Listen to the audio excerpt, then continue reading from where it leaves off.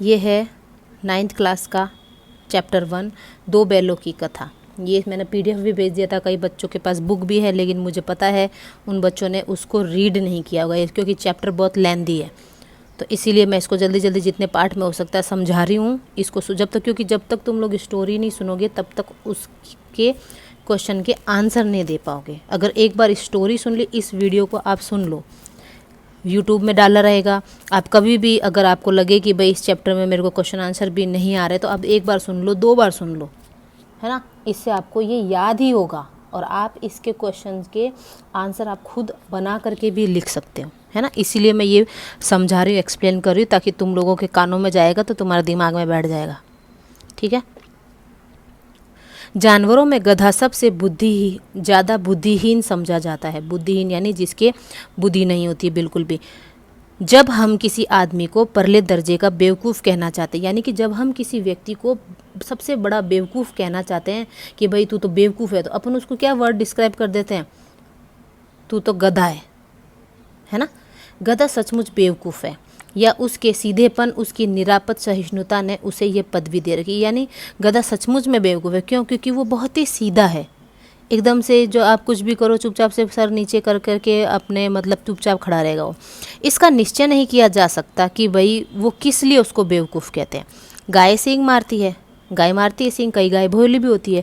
ब्याई हुई गाय तो अनायासी सिहनी का रूप धारण कर लेती है। जो ब्याई हुई गाय मतलब जिस गाय के बच्चा हुआ हुआ रहता है वो गाय तो बिल्कुल सिहनी जैसे बन जाती है। अनायासी मतलब अचानक से ही सिहनी भी बन जाती है। क्यों? क्योंकि अगर उसके बच्चा होगा पास में तो वो क्या सोचती है कि मेरे बच्चे को ये मारने आ रहे हैं, तो वो अपने बच्चे को की रक्षा करने के लिए ऐसे सींग मारने का वो मतलब उसको बचाने के लिए बचाव करती है। मतलब कुत्ता भी बहुत गरीब जानवर है। गरीब जानवर मतलब कुत्ता गरीब जानवर क्यों है? क्योंकि वो रोडों में फिरता रहता है, इसलिए वो गरीब जानवर।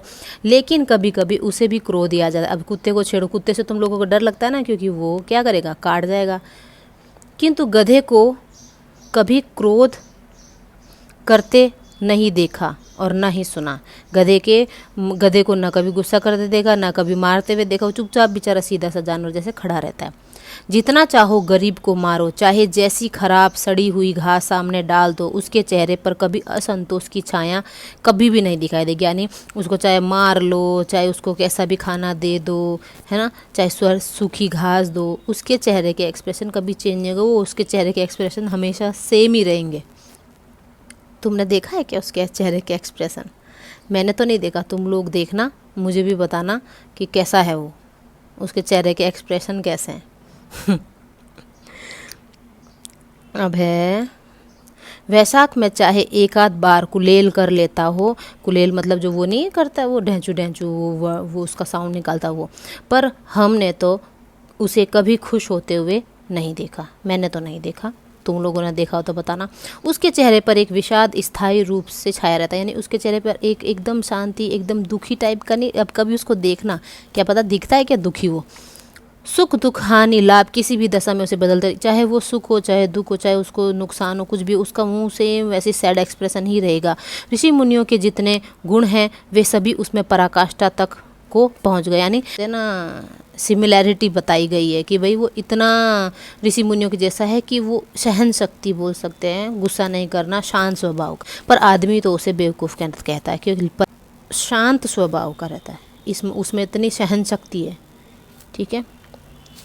सद्गुणों का इतना अनादर कहीं नहीं देखा। यानी अच्छे गुण होते हैं लेकिन लोग फिर भी उसको गधा कह रहे हैं। कदाचित सीधापन संसार के लिए उपयुक्त नहीं है। यानी सीधापन, इतना सीधा होना भी संसार के लिए अच्छा नहीं। जितना सीधा होगा वो उसको उतना ही परेशान करते हैं लोग। देखिए ना भारतवासियों की अफ्रीका में क्या दुर्दशा हो रही है। क्यों अमेरिका में उन्हें नहीं घुसने दिया जाता? बेचारे शराब नहीं पीते, 4 पैसे कुछ समय के लिए बचा कर, कुछ समय यानी बुरा समय, जी तोड़कर काम करते हैं, किसी से लड़ाई झगड़ा नहीं करते, 4 बातें सुनकर गम खा जाते हैं, फिर भी बदनाम है। कहा जाता है वे जीवन के आदर्श को नीचा करते हैं। यानी कि वहाँ पर भारतवासियों का अफ्रीका में कोई दुर्दशा हुई होगी, मतलब उस टाइम का जब ये चैप्टर लिखा गया है तब कोई ऐसी घटना घटी होगी, ठीक है। तो अभी भी उनके भारतवासियों के साथ बुरा बर्ताव किया जाता था। अगर वे भी ईंट का जवाब पत्थर से देना सीख जाते तो शायद सभ्य कहलाते। यानी कि वो चुपचाप सहते गए तो उनके ऊपर और टॉर्चर, अत्याचार किया गया। जापान की मिसाल सामने है, एक ही विजय ने उसे संसार की सभ्य जातियों में गणे। कोई ऐसा कुछ हुआ होगा जिसमें जापान मतलब विनर रहा होगा उस युद्ध में, है ना। तो वो उसका एग्जाम्पल दिया गया, यानी कि वो गण्य बना दिया, यानी वो नंबर 1 की श्रेणी में आ जाता है जापान। लेकिन गधे का एक छोटा भाई और भी है जो उससे कम ही है, और वह है बैल। बैल को गधे का छोटा भाई कह दिया, क्यों? क्योंकि शायद वो भोलेपन के आधार पर कहा होगा। जिस अर्थ में हम गधे का प्रयोग करते हैं कुछ उसी से मिलते जुलते अर्थ में बछिया के ताऊ अब यहाँ पर है ना, गधे को उसको बैल को बोला है बछिया का ताऊ का भी प्रयोग करते हैं, यानी कि जैसे गधा चुपचाप होता है, शांत स्वभाव का, वैसे ही बैल है। कुछ लोग बैल को शायद बेवकूफ़ों में सर्वश्रेष्ठ कहेंगे, मगर हमारा विचार ऐसा नहीं है। बैल कभी कभी मारता भी है। देखो, अगर बैल को छेड़ेंगे तो वो सींग भी मारेगा, लेकिन गधा कभी बेचारा नहीं मारता है। कभी कभी अड़ियल बैल भी देखने में आता है, और भी कई रीतियों से अपना असंतोष प्रकट कर देते हैं, यानी कि वो जैसे भी अगर नाराज़ भी होंगे, उनको अगर कोई भी चीज़ अच्छी नहीं लगेगी तो वो मतलब उसको छेड़ेंगे तो वो मारेगा। अतः एवं उसका स्थान गधे से नीचा है, इसीलिए उसका स्थान गधे से नीचे, यानी गधा बिल्कुल, वो बैल मारता है थोड़ा, लेकिन गधा तो बिल्कुल नहीं। अब स्टोरी सब शुरू हो रही है यहाँ से।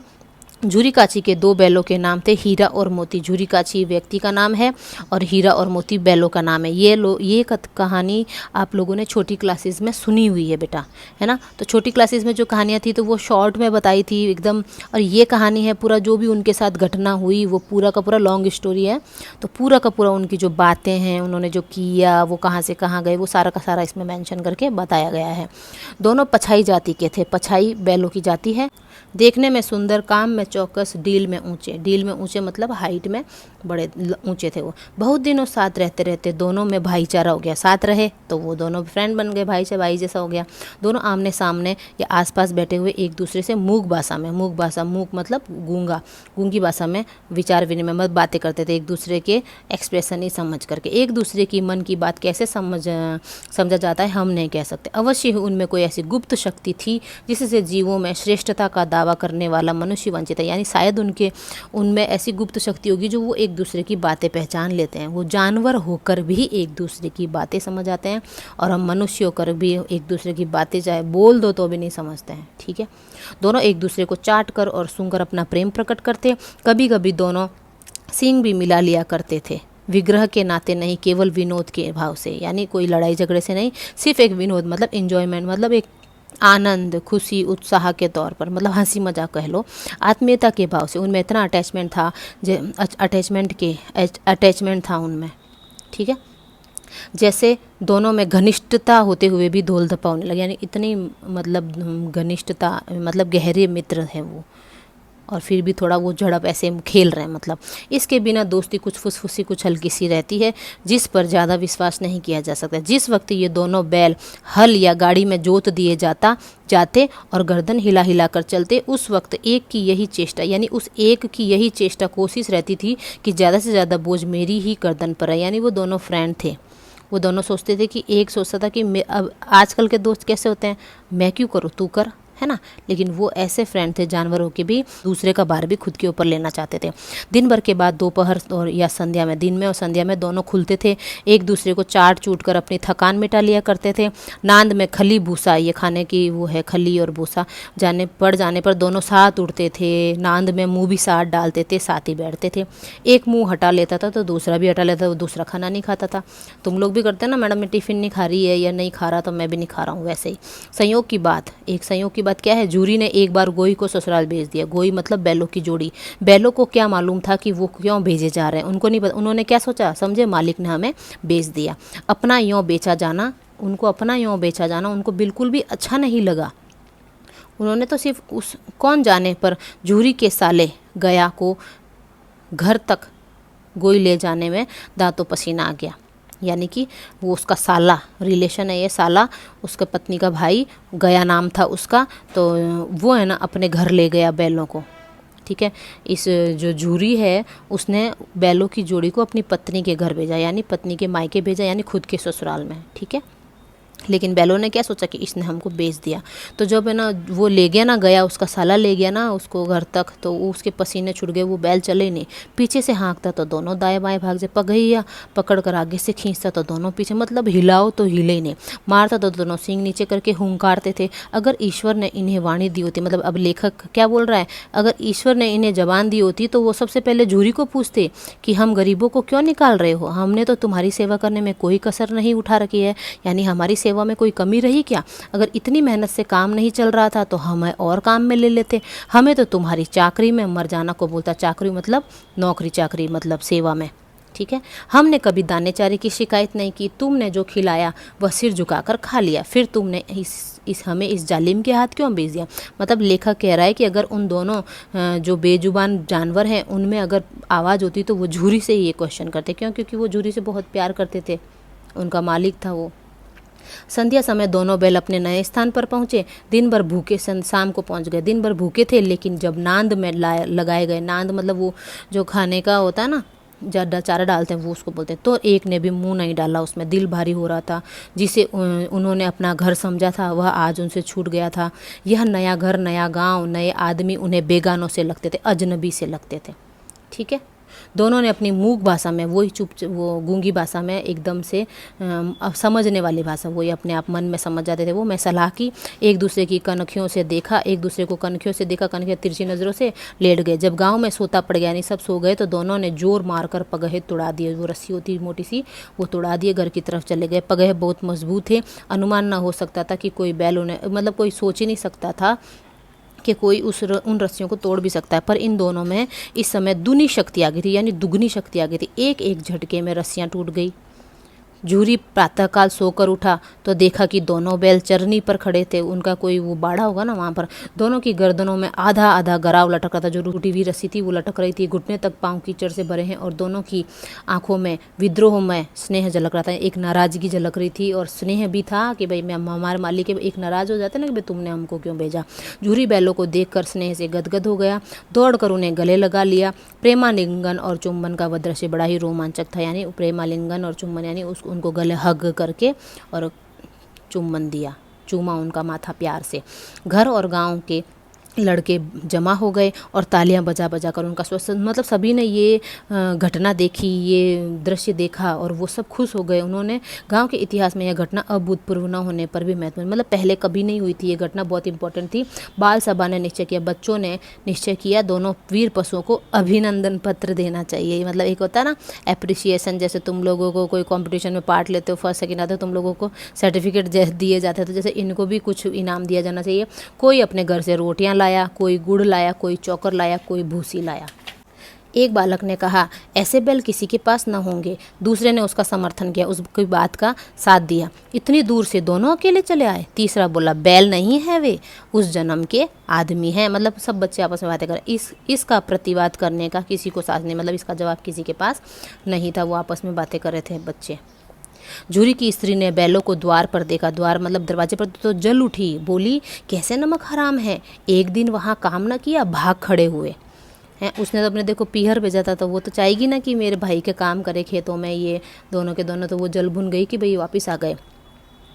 झूरी अपने बैलों पर यह आक्षेप न सुन सका, न कहा नमक हराम क्यों, ऐसा ताना मारा उसने, तो बोला वो सुन नहीं पाया, चारा दाना नहीं दिया होगा तो क्या करते।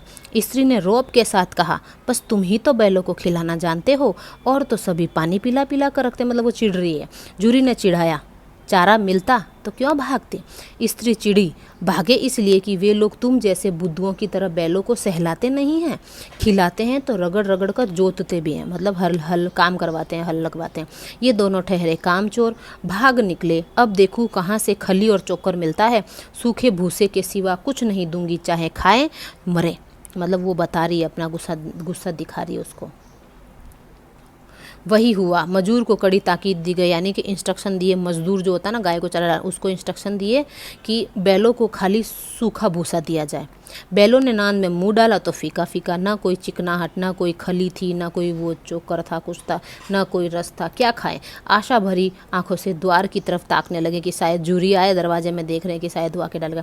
जूरी ने मजदूर से कहा, थोड़ी सी खली क्यों नहीं डाल देता बे। तो मालकिन मुझे मार ही डालेगी, वो मजदूर बोल रहा है। चुरा कर डाला तो वो बोलता, न दादा, पीछे से तुम भी उन्हीं की सी कहोगे। ये था पार्ट 1। इसके 5 पार्ट हैं, तो कोशिश यही रहेगी कि एक पार्ट में मैं 2 कर दूँ, छोटा पार्ट होगा जिसको 2 पार्ट को एक ही में डालने की कोशिश करूँगी।